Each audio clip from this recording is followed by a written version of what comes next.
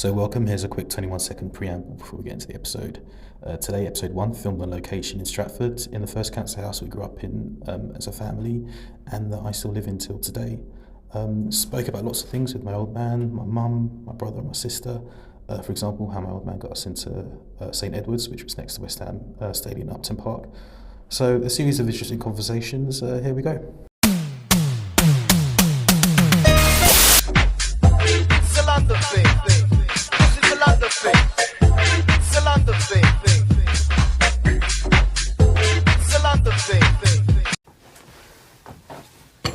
Hello, Dad.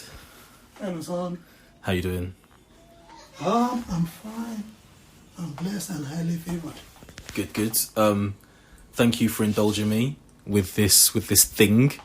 So you understand the premise of what I'm hoping to do here, which is just a kind of video and audio recording of our time in this house in East London.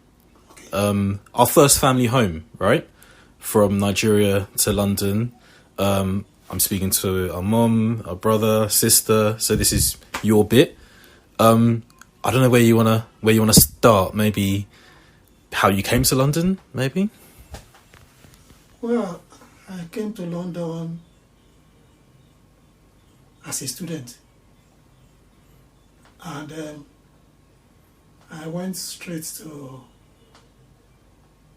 University of Wales, Institute of Science and Technology. Yeah. Wales is in Cardiff, Wales. That was in Cardiff, Wales. Okay. Yeah. And then you finished a degree, you went back, and then you came back again, or? No. I didn't finish the degree. I came for MSc master's degree, but it took me 10 years before I could achieve my goal, master's. That's achievement to me. Yeah.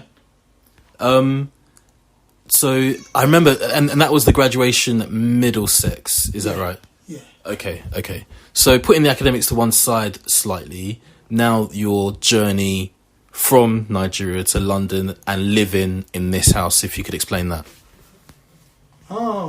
Living in this house was influenced by my senior sister, and my senior sister was living in a new city, just in Plaistow or Upton Park, between Plaistow and Upton Park, yeah. And my junior brother was living in Custom House, which is part of East London. So that's how I got to settle down in East London. No regrets? No. There are some. There are some regrets? Are you? What do you mean? Yeah, most especially when we came into this house, and I love riding bike. We parked the bike. I used to park it inside here, and we were burgled, and the bike was stolen. I love the bike, and also my computer system then, because I was interested in getting to know more of computer. That was, we're talking of over 20 years ago now. Yeah. It was stolen, everything back. I don't mean to do this, and we're going to get back to the burgling, but given this is also for our families in many years to see, I also want to put on record that maybe history has a weird way of repeating itself, because can you remember you lost my bike in Plaistow? Oh yeah, it's part of how much I love riding bike. I took your bike to East Ham. By the way, as well, just for the record, this is the bike that I rode to Scotland, John O'Groats, the very northern part of the UK with, by myself. Yeah. A beautiful hybrid bike that I had good memories with. And so, yeah, tell the story. You took it to Plaistow. And I took it to Plaistow, and I park in front of the station. I lock it. Did you? Yeah. Okay. I lock it, and I went to station. I went somewhere. I went to see somebody for appointment near. I think I was going for ticketing, to buy tickets for your mom to go to Nigeria. So I went to the ticket office. By the time I spent roughly 20 minutes, by the time I come back, the bag has gone. I was just searching everywhere. My good old favourite bag. I was even asking the station assistant. It's alright, I've forgiven you, but I just wanted that on record. So going back anyway, living in here in Stratford, yeah, burglaries, unfortunately. And I actually also remember, I have a memory of the park, either Stratford Park or the park right here. You confronted someone. I remember you picked us up from somewhere. I'm holding your hand, walking through. You see someone on a bike, and you run up to them and you have a challenging conversation with them, to put it mildly. Yeah, I can remember because I recognized, this is my bag. And somebody came to advise me, you don't challenge people, you just have to let go. And then I just, okay, if that is the case, I leave it. Yeah, and I also remember unfortunately, one of the many burglaries. Another thing you lost that you really liked was there was a compilation of a video cassette of the compilation of the world's best goals, including Pele and Maradona, etc. You may not remember that. For some reason, that memory sticks. I remember it was you or B that over-recorded on it. I didn't know it was stolen. I didn't over-record on it. It was recorded. Even there was another one, our marriage cassette. Your wedding. Yeah. Your wedding ceremony was recorded over. Yeah. By who? I think it's me. I made that mistake. All right, cool. As long as you didn't pin that one on me or try to pin that one on me. No. All right, moving on. So there were maybe not so great memories of living in this house. Maybe some of the good ones, like happy memories of this house and the people that lived in it as well. Because we weren't the only family, right? Quite a few people moved in and stayed with us from time to time. Oh yeah. I love my people anyway. So, my senior sister, Sister Mrs. Maraisa, yes, she stayed here with us for some time. What's her name again? The late, that Mrs. Maraisa's daughter. She lived here too. Oh yes, Auntie Tracy. Yeah, Tracy, late Tracy. Yeah, she's stayed with us here for some time, and the Odun and Niyi. Yeah, even they moved from here to Canning Town. Yeah, from Canning Town now he's in Sittingbourne. The other one is in Luton.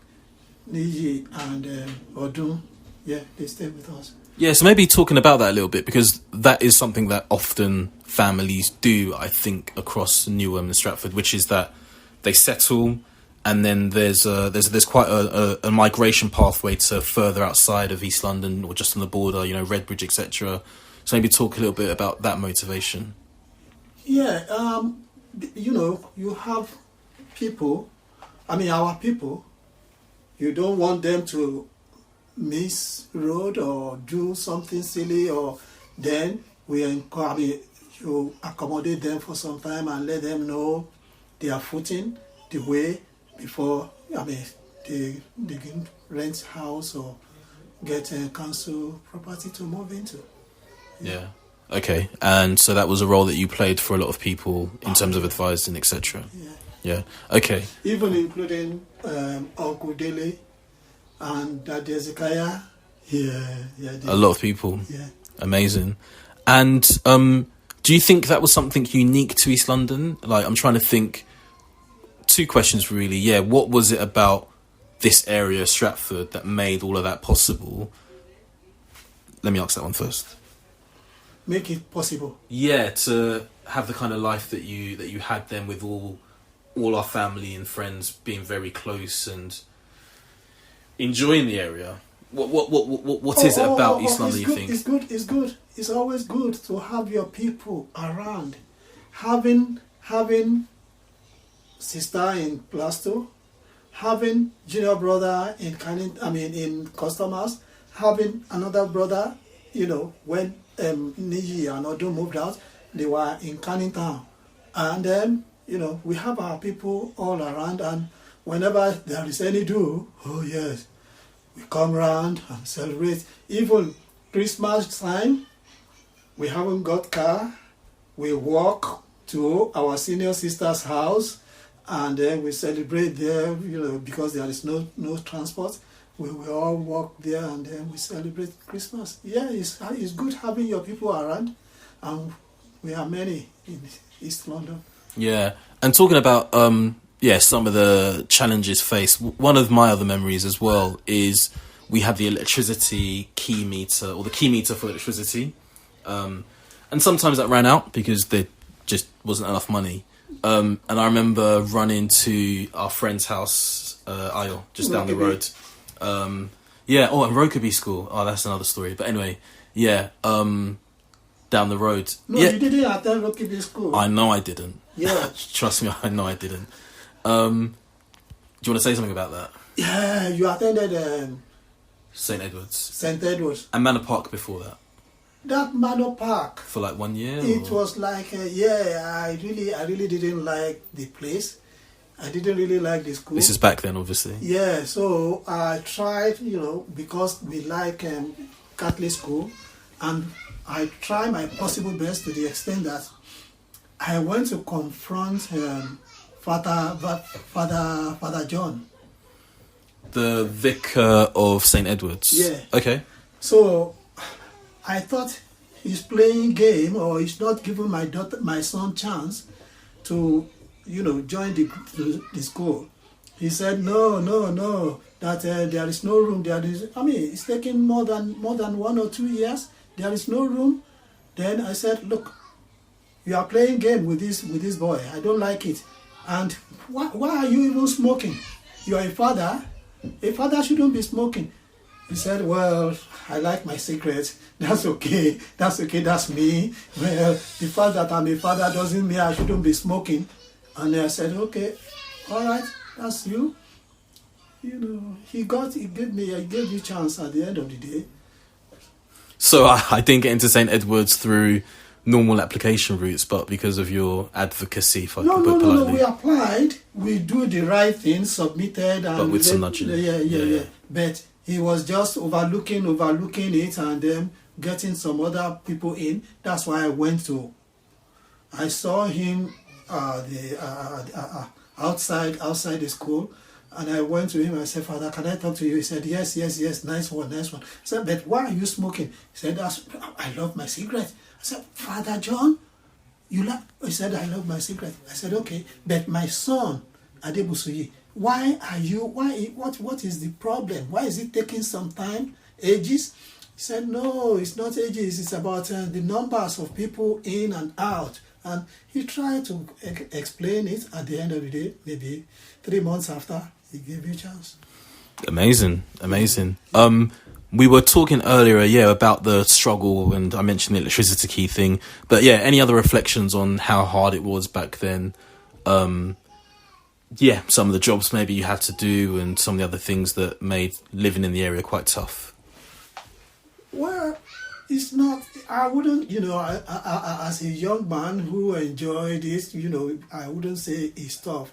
Picking my son from school after work, I try to be available. My wife will take you to school, and I will come. After, I used to work at, where was it there?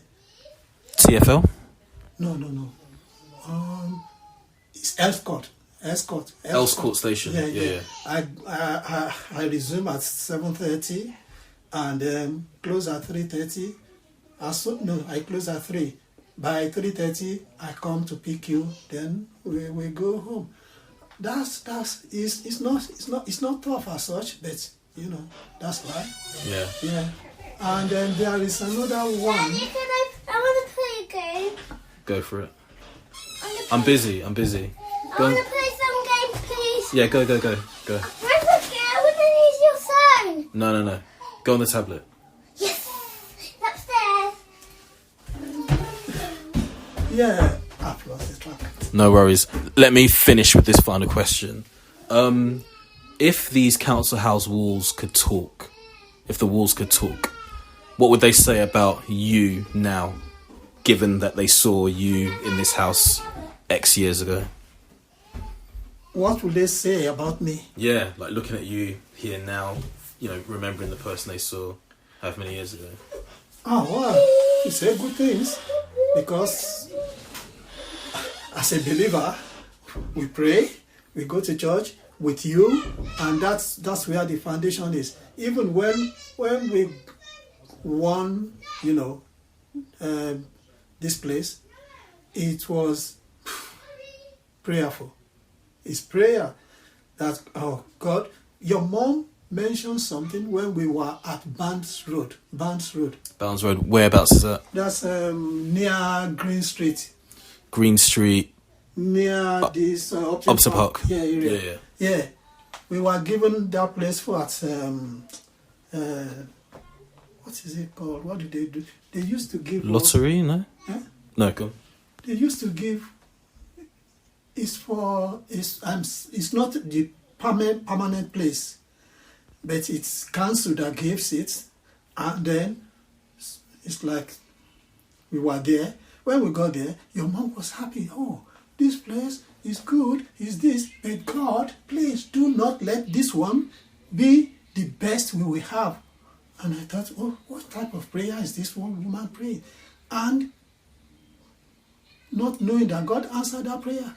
9 months after, council just wrote, housing just wrote that, oh, we have a property somewhere for you guys. If you go and have a view. When we came, it was all blocked. It was all blocked. It's a new property. Can you see answer prayers there? It's a new property that, you know, we that's how we moved here. Your mom wanted to complain about the kitchen. I said, you better don't complain. Thank God for. To be honest, it is a little bit of a small kitchen, but yeah, anyway. Yeah, it is, but we can't complain. I understand. Yeah, I understand. Yeah, and we were having a good time here. We had a good time here. My colleagues and church members, you know, we used to have house fellowship here. Yeah, so that was the church we attended in Plaistow, where regularly people would come down to our house for further discussion, fellowship, etc. So this felt like a real community place at times. That's true. It is. For this area, I would say it's a good area. It's not too bad. You know, bringing the recreation out there is not there then. It wasn't there then. It was just an open field. But it's now changed. It's now done. And there is this hotel there. The new hotel. The new hotel, like now, you mean? Yeah. Again, that's new. Yeah. And the Stratford generally is changed. It used to be local, this and that, but it's now turned into Westfield and International and Olympic Village. So Stratford has changed a lot. And I think it's got further to go, potentially. Yeah. Which is what I'm trying to do with these conversations, to understand what was, what is, and then what may be for Stratford, Bow, and the rest of East London. Oh yes, it can't happen. Well, Dad, thanks so much for indulging me. You're welcome. I appreciate it. Boss man, God bless.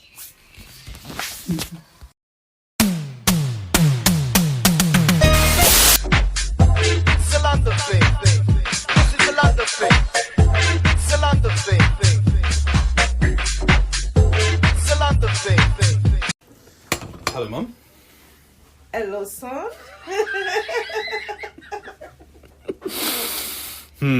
I'm so glad that you're on camera for me, doing a massive favour.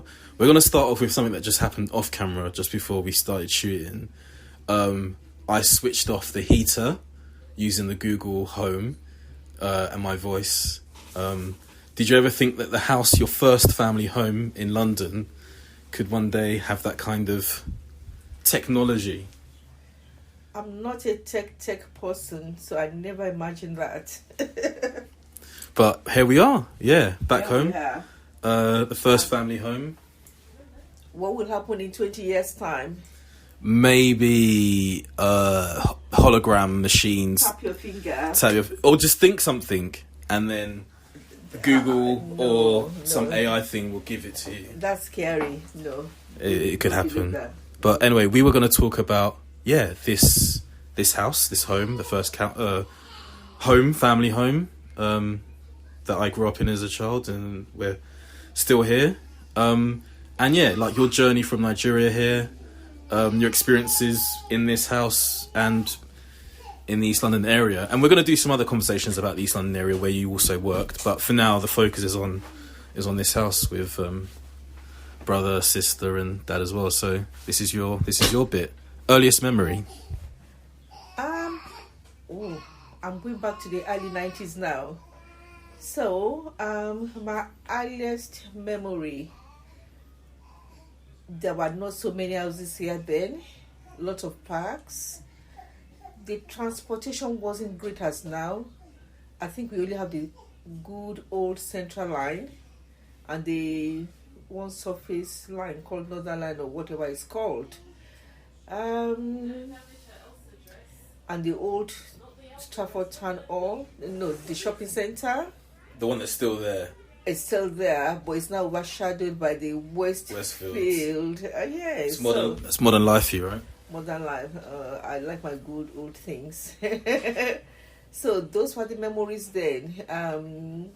When you come in, it's either you do your Stratford station or your Plaistow station, and that is just about it. And the London buses. Cool. Wow. Yeah, there's a lot more transport options. When I'm taking you to the Minder, the buses are now good because they step down for you and you can put your stroller in. Those days, you've got to fold it and be praying that the driver will have the patience to wait for you, get inside the bus, and people help you out. So where was my childminder, and was that because of your work? Yeah, because I was just doing any work that I can find at that time. So I have it in Upton Park, everywhere. I had one in Paul Street, and I just keep on changing. At times, if I get it cheaper somewhere, I go elsewhere. So I had different childminders, people looking after me, like all different, I think all across East London. All over East London, sort of. The reason for that is some of them, they wanted fixed hours. And initially, I don't do fixed hours job. So I kept on changing for that same reason. And at times, some of them, they don't. When you started school those days. St. Edward's or Manor Park? No, you started in New City, somewhere around New City Road. So the child minding those days, I believe it's still around now, where you go to school 9 o'clock and someone has got to pick you 11 o'clock. Many child minders doesn't want to do that. So when you then get to the full-time school, or like now, where you have the breakfast club, the after school, you haven't got those many options those days. So yeah. Okay, and New City was where we first temporarily stayed when you first came into the country. Is that right? That was the temporary accommodation that we had. Okay, and tell me, what was that like? Was that with our dad's sister? No, what happened was we were staying. Okay, if you want me to then go back down the memory lane, we were staying somewhere in Custom House. Custom House, right? Custom House, and then we got accommodation with the council, and we had a temporary accommodation, and we were moved here, close to Stratford, finally. Okay. Was I here at the time, or was I still in Nigeria? When we were doing that move? When we did the move to here? Yeah. Yes, you were here. Yeah, okay. Because we are so small, you might not have that memory. You were here. Yeah, and one of the, again, very, very vague memories I have, I think it's Boundary Road. Boundary Road. Around Plaistow. Our dad's other sister, who's now in West Ham, dropped me off, and because I had spent most of my life in Nigeria, well, I say life at the time, that was 1 year, right? Or 2 years, 1 year. I thought she was my mum, and then she always tells me the story, but you can tell me the story as well. But yeah, I thought at that time how children sort of grow up and get attached varies. So because she was minding you most of the time, you sort of got attached to her. And I think that was this one day we still have the BHS, the British Home Store, in East Ham, and I think we went there shopping.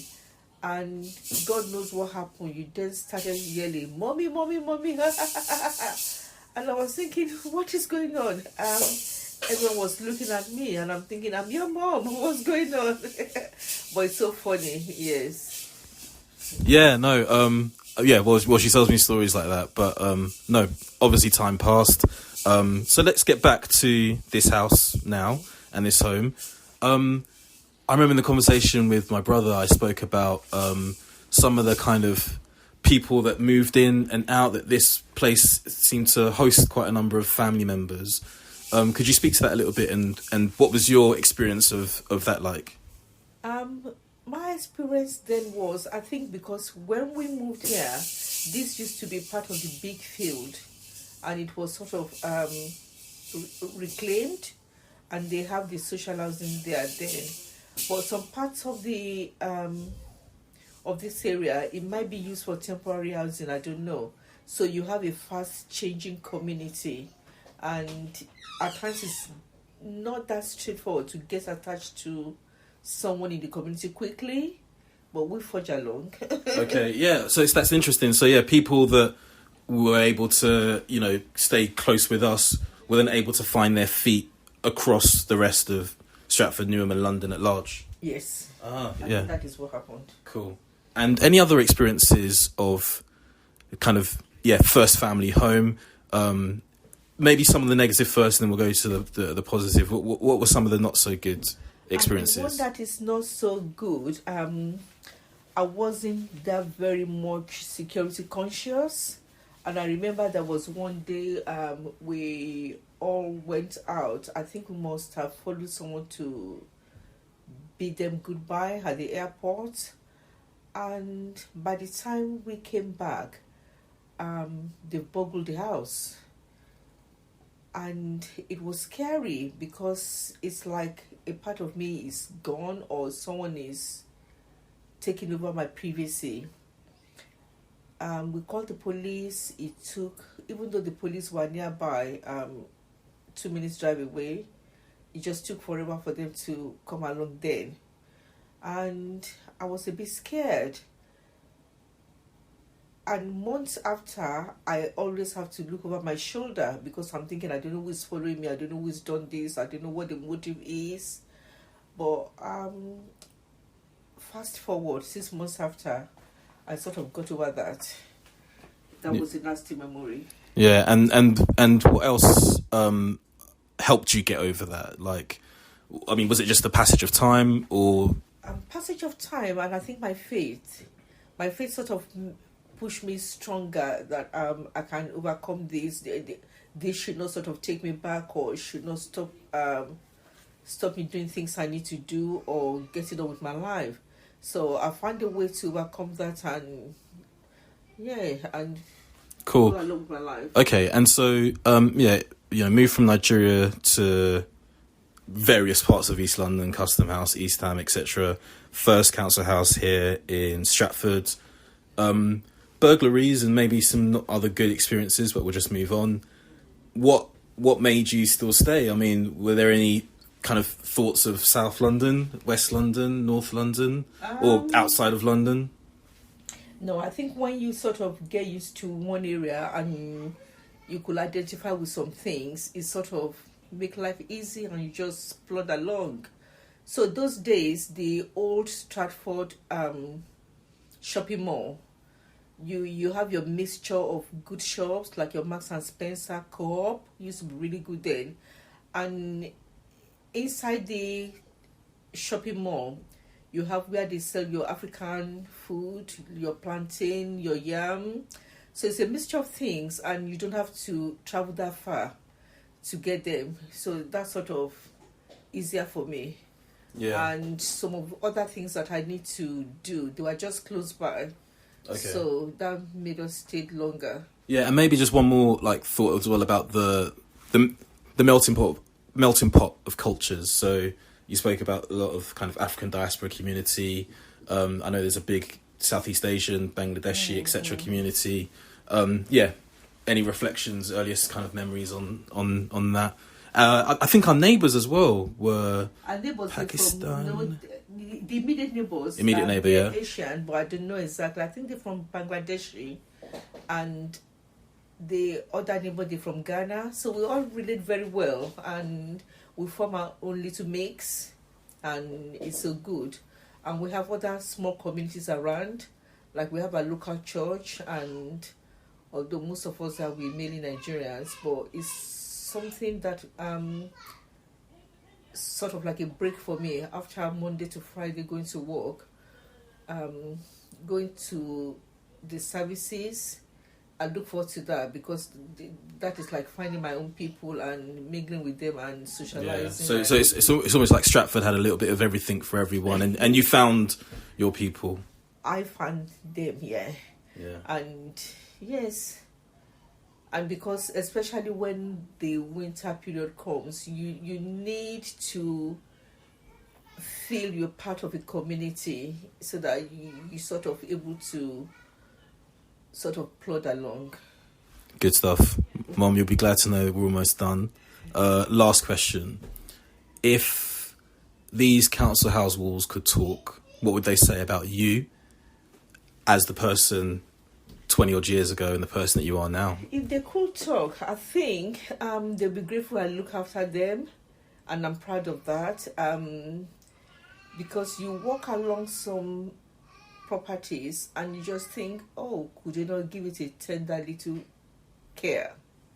So I think, and one of the memories I have, I grew a Royal Gala apple in the garden, and it's still flourishing till today. So during the summer period, those apple sort of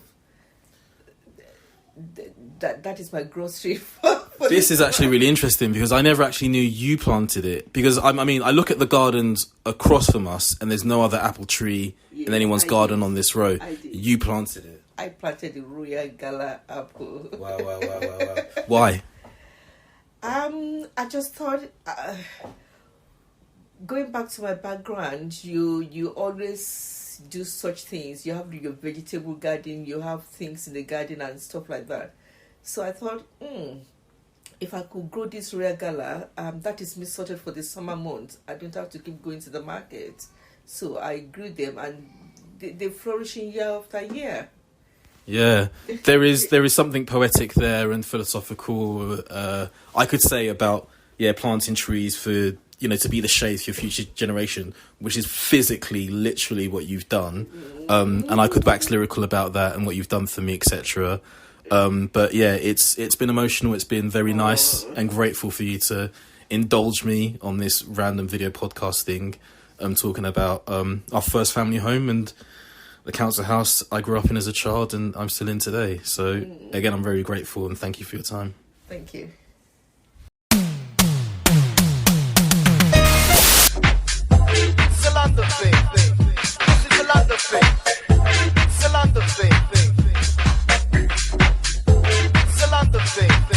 The actual clapping. So there's an audio signature and the thing that you can line up. Fair.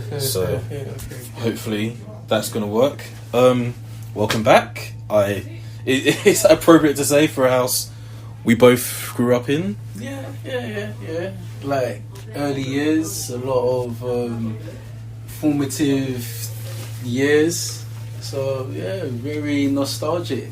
Very nostalgic, yeah. Obviously not the same kitchen. Yeah, there's some signature markings, either from like washing or just cooking, that it kind of gave the place character for that time. But obviously now that you're here, you and your family, you've put your own stamp, which is Yeah, nice. although I have to be honest, I mean, this isn't me. All of this nice aesthetic I didn't have to say that, but is the missus, but just for clarity. So yeah, back in Stratford, East London. Where it all started. Earliest memory in this good old council house, which we grew up in. Earliest memory. I think it was something that dad and uncle, they did something called family fun, or Adiemi family for fun. Just for fun. Just for fun. So this is where both of us, our sister wasn't here at the time, and our cousins, I think it was just the two senior boys, the two first boys, and we're just outside, just being kids, having fun. I think it was a good summer day, and this was all being captured on the VHS camcorder. Yeah. So Dad, he's always been interested in technology, the forefront of technology, so that's what he used to capture that moment. And I think I remember watching it at one point. This is many moons ago. That's my first fond memory. And what was it about it that I suppose makes that happiest? I mean, it seems obvious, a hark back to childhood, good old days where taxes and all that things weren't that. Because as you grow up in your latter years, not everyone has the same story as you. Some people's stories, like family, they're not as together or cohesive. But for our dad and his brother to be together, to have migrated together and still remain in contact, there's no hostility, and we're carrying on that bond with our cousins. So that's why, it just brings that fondness, and it's a sweet spot. And interestingly, what do you think about where we were in Stratford that kind of contributed to that, enhanced that, maybe made that more challenging or whatever? What do you think environment had to do with that? Stratford, it definitely is not a walking up, was not. Oh, the little one's troubling us. Hopefully her auntie's taking care of that. Yeah, sorry. Yeah, so Stratford, that many moons ago, was not, as I'm saying, it wasn't a walk in the park. And for those who can't read in between the lines of what you're saying, just to make it a little bit more bait. Pre-gentrification, Stratford was quite a hostile place. A lot of there was a lot of crime, high crime, high rates of crime in the area. Do you remember how many times we were burgled? Lost count. I think it was 4. And there was one specific memory when we've come home, the place is burgled. In my head, I'm like, again? How many things do you want to take? So yeah, in my head it's again, waiting forever for the police, and it's not like I'm trying to attribute any blame. It's just it could be a case where in pre-gentrification there's high rate of crime, so they probably have a lot of things that they have to deal with. So by the time they get round to us, thankfully it's nothing fatal. It's not like we met. I was going to say, I remember one of my memories of one of those burglaries was it was a Friday, and the school disco, this is St Edward's Upton Park that we were going to at the time, was happening that night. And I remember so I think this time the police did come around quite soon, and the female coppers obviously talking to our mum and taking down a statement or whatever, and I'm nudging, pulling out our mum's skirt to be like, can we still go to the disco? I cringe, but Wait, it was tough. Did you want to go to the disco, or was it because West Ham was there before? No, there was a girl that I thought I was gonna have that dance with. 99% of the time that's the story, isn't it? But yeah, anyway, so burglaries, tough times, but tough times don't last. Tough people do. So maybe positive stories. What about the area you think made you who you are today? And I mean, obviously, like this house and being in it. Yeah, I feel also contribution to parenting. Parents did a fantastic job giving us numerous chores to crack on with, and obviously these are the things that you don't realise it's life skills. What are the other fond memories? Weirdly, they're quite a number with you. So, like sharing a bedroom together, having family over, which is something that our parents did a lot, and how. Yeah, and actually, if we just dig into that, because again, maybe to make it a bit bait for people who may not be reading between the lines, when you say family over, it wasn't like for Sunday tea. We're talking like, 4 month stays and, trying to sort out their own visa arrangements, but, a stopgap place. How did you feel with the fact that, we were a little bit YMCA for, Lagos at some points? I think the thing is, it didn't feel like this was a hostel. It just felt like, okay, there's an extension of helping in whichever capacity we can. And the capacity was, there's a spare room. We're 2 little kids. We like, our room is enough space for us. But imagine in this day and age, though, that especially with kids who are a little bit more aware, we could argue for our mental health, my own space. Maybe that wouldn't have flown. But anyway, So you were saying about the facts our parents were helping out so many people, and East London then seemed to be a melting pot of lots of different migrants cultures. coming, different cultures. How do you think that affected you as well? I was gonna follow on to say, like, the way they've helped is just extended to our character, because as I was saying, we don't know any better. So with that, like, how we grow up, the character building that is instilled into us is it's natural instinct for us wanting to help others, else us wanting to help our communities, or with if it's within our workplace. We just want to help, so it's become second nature for us, wanting to help everyone and anyone to our capacity. And do you think that's a thing that's unique to East London? Because I think so. Like, I feel like East London's got that community feel, Stratford, Newham in particular, where everyone's in it together. So you don't gain anything from trying to cut someone off type thing. So there's a little bit more helping each other out. No, most definitely so, because in a school where young children, they still somewhat have a lot of innocence. So where you go to school with many different people of different ethnicities, like, you just knowing them as a blank canvas, as an individual, not as XYZ who is Indian heritage, or XYZ who is of British heritage. You're just knowing them by their first name and, is this the person that I get on with? Yeah. So when you go on in your latter years, colour, sometimes for some different people it's a thing, but for majority of us, it never was a thing. It was just like, I got on with him, he's a cool mate. Like, and that's what followed you from primary school to secondary school.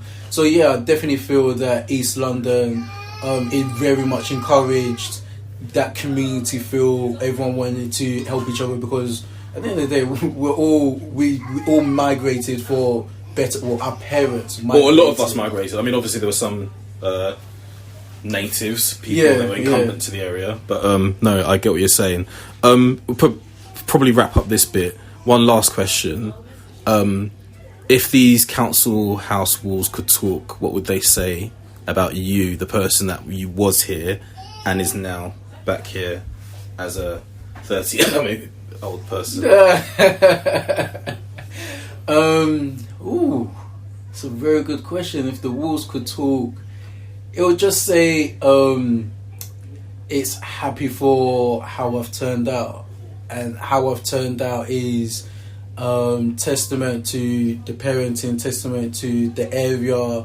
How is even though the period we were here, it was quite rough, but you learn how to try and adapt, how to try and plow through, pick up a few street smarts, and how to aspire for better standard of living. So in short, the walls will just be like, oh, you turned out alright, not bad, son. Not bad. Not bad indeed. And that wasn't bad, was it? I know you were reluctant to come on video, but I really appreciate it. Merci beaucoup.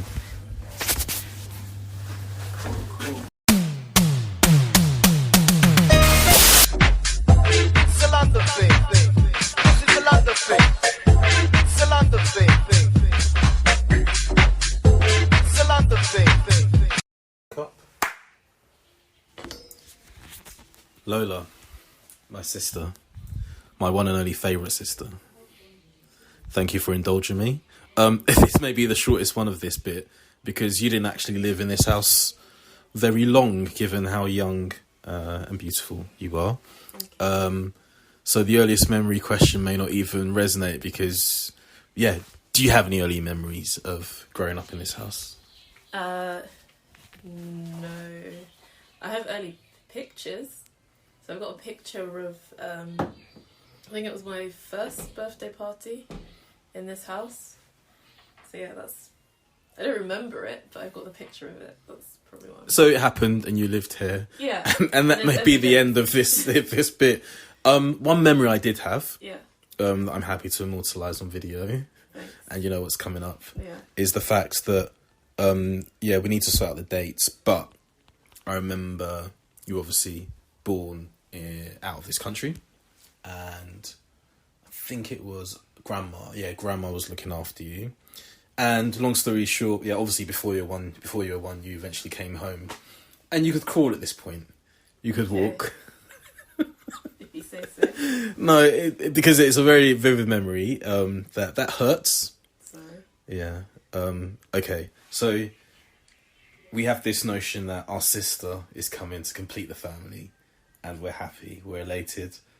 Brother and I are upstairs. Mum and Dad have gone out to bring this said sister home that we've never seen before, but we know she exists. The door opens. I come running out first, and so and brother's behind me. And because I'm coming right out first, I'm so excited. I'm further down the steps, right? And our brother is just a little bit behind me. You surprisingly can walk and climb stairs at this point. And so you climb the stairs, running past me and into the arms of our brother. What do you have to say about that? I could have been long-sighted. I don't know. I've got nothing to back it up. Yeah, so that's emotional trauma that's going to stay with me for a long time, because that was, one of the earliest rejections in this house. And, any time I go up the stairs now, to pick, obviously not. All right, so no early memories, so this might be a very short conversation. But maybe extrapolating it further, apart from memories in this house, memories of living in East London, living in Stratford. What my earliest memories of that? Yeah, and just any fond ones, any things that stick out in particular. I guess of living in this area, I'm not sure. Probably just visiting family quite a lot, because we've got relatives in like West Ham, and we had quite a few more in the area as well. So I think it's just visiting family quite a lot, and always coming back to the area when I was younger. Yeah, and not only in West Ham. I think we had family all over East London, Custom House, Bow, Bethnal, East Ham, Upton Park, etc., etc. Upton Park, definitely, yeah. What are the memories there? Oh no, just going to the market. Oh, Rathbone Market. No, Upton Park Market. Yeah, it's an actual name. I think its actual name's like Rathbone or something. Oh. But you wouldn't know because Queen's you were like Market, one. Queen's Rathbone or Queen's. I'll figure it out, or I'll confirm it. Okay, Yeah. so what was that like? Do you remember? Oh, go on. No, go on. No, you go. Oh, thanks. No, yeah, it was good. I don't know, it's just people around you, just I don't know. It was just always a place to go to get food, like the food we wanted, and yeah. As in like West African cuisine food, because obviously. I was going to say Lidl. Lidl wasn't around at that time. No. It wasn't Asda, it was another one, Quick Save. Yeah, Quick Save, but I think it's only like in the past 3 or 4 years that you're finding like plantain or okra in supermarkets. Before it was always... That's not the point I was making. Oh yeah, sorry. Anyway. I will digress. But like it was to get the food that we wanted. We always had to go to the market, and there was always certain points to go to the market to get the good deals, and certain days to go for different type of food as well. Yeah, and it felt like a bit of a rush sometimes as well, because if my memory serves me right, it was like Sunday after church, we would then quickly go to the market, and like every other Nigerian family or West African family was doing the same thing as well, trying to get the ripest mango or the freshest fish, etc. And at the best price as well. So yeah, lots of haggling conversations. Yeah. Which the shop owners seem to indulge with, you know. Yeah. And I know, well, I never went. I don't know if you went. Billingsgate Market. I could never wake up early enough. Fair enough, yeah. I remember, well, I know from what, like, Mum and Dad said, they always had to go really early. Like, very early to get there. Yeah, not only did I not want to get up that early, but I remember I didn't want to smell a fish. Yeah. Yeah, I remember from what they were saying, it was actually a bit dangerous, because it's like, it wasn't a place that people would go for, like, household purchases, but because it was the only place to get food, that's where you went. And I think you could, get it at a cheaper rate. And when you're not living with a lot, that's the best place to go. Yeah. Another question about the market. It slipped my mind. Do you remember we used to... so sometimes they'll leave us in the car and we'd have to make up games in the car to pass the time. Or is that just my memory again? Maybe, I don't know. Okay. So yeah, I said this might be the shortest bit. I think we're done. I did have a question I asked everyone. Okay. We're going to see how you handle this one. If these council house walls could talk, what would they say about you, given the person that they saw 20, 30 odd years ago? What would they say about me? That is the question.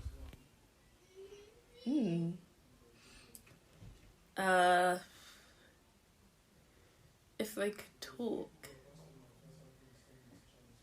I don't know.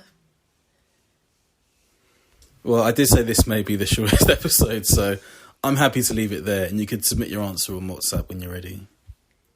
Sure. I mean, I'm happy to answer more questions. Yeah, well, answer the question I gave you. Oh, I mean, other questions. Yeah, that's not how this works.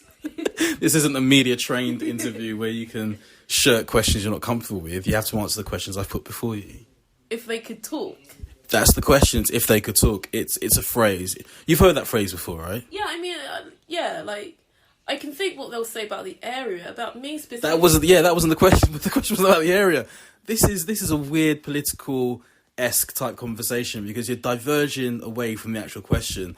If these council house walls could talk, what would they say about you? About me? Sorry you weren't here longer. Oh, that's good. Yeah. That's good. Thank you. Any other questions? No, we're done. I've prepared for other ones. All right. What other questions have you prepared for? What changes in the area have you seen? Okay. What changes in the area have you seen from when you were 1? When I was 1? Yeah. Well, given you can't remember your first birthday, but no, there might be changes that you've seen because, as you said, visiting family, etc. So, all right, legitimate question. And there's a picture of my first birthday party. You've already said about the picture. Yeah, no, but I'm saying there's still people from that picture. Like, basically recognise 90% of the people, and we still have connections to 90% of the people from that picture. What do you think that says about you, the community in the area, etc.? I think it says a lot, because I think it shows that there's a strong community, for one. Like, the area's been through a lot. Like, I don't know how far back we kind of look at it. In other episodes, I'll go back, like, centuries, but for now, you can just stay within it'll start at the 80s, or 90s, that's when I was born. So, yeah, it was kind of... I don't want to say deprived. It wasn't the best area within London in the 90s. Then obviously we had the Olympics come in. What was that? Like, just billions of investment. But there's something to say about the community still staying, I think. And the fact that from being 1 and now 31, so 30 years later, there's still that strong connection and there's still that community in a way. Amazing. Really good question, really good answer. Any other questions you prepared for? Can I ask you a question? Go for it. What was this area like in the 80s? Because I started in the 90s, so you go back to the 80s. Well, that's something I'm hoping to explore in these kind of, video podcasting. So actually talking to people who know the area properly, going to the Newham Library and going into the archives and actually looking at pictures, etc. But yeah, I also have pictures of time here and with cousins and stuff. And yeah, the kind of comparison between here and now and seeing the area more developed, the park, as our old man was saying, being more developed. Yeah, it's a story of development and it continues to develop.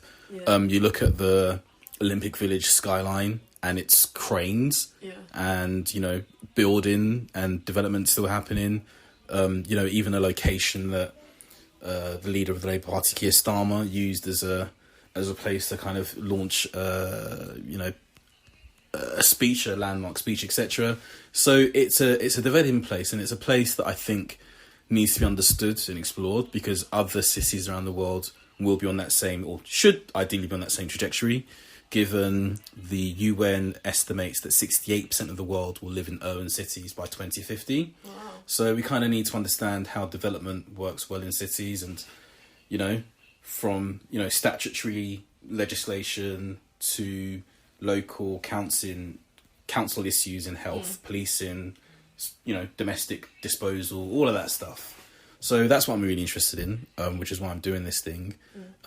It's been changing, to answer your question specifically, and it continues to change. Yeah, that's a really nice answer. And I was just thinking as well with what you were saying, like, how does it feel to be living in an area where you've got that change and you've got new people coming in? Oof, it's a really good question. I spoke about it with Basayo in episode 0, which is on this channel. It's so 50-50. Like, half of me is like really happy and positive about it. Actually, not 50-50. A majority of me is really happy about it. But there is a small part that has to accept and deal with the change. And some of that is transient, dynamic change. So, for example, there are people that are quite clear, Airbnb or hotel users. And, they pass through your park as you're playing with your kids, and everyone in the park, all the kids on those swings. And so to see a transient person who has no affinities to the area come in and then leave, and they take their luggage, it's a little bit odd, but that's the future of this place. That's another area of development, tourism and business. So one has to welcome the change, but one also has to understand how other people are feeling about it. Are there things we can do to mitigate it? Because sometimes people have really thorny issues about it that actually impacts their lives. So, for example, on the school run, if they don't have spaces to park as they're taking their children to school, or other things, and that actually impacts quality of life and how they feel about the area. So, I've welcomed the change. I see more change coming, and there's other visions and ideas I have about it. And I'm really interested to talk to more people like me who've lived and grown up in the area, to understand how else we can bring them on the journey and make sure kind of everyone in East London wins, so to speak. Okay, final question. Okay, so this is year 2023. Okay, so Stratford or East London 2030 in 3 words. Oh my goodness, that's a toughie. In 3 words. Is world leading, like, that's a hyphenated thing, yeah, that's one word. World leading, vibrant. I want to say safe, but I really don't want to say safe. World leading, vibrant, prosperous. Nice. Let me do some more refining on that, and I'll come back to you. Yeah. Any other questions for me? Because I've run out of questions for you. No, but it's been nice. It has been nice. Thank you for your time. Thank Appreciate you. it.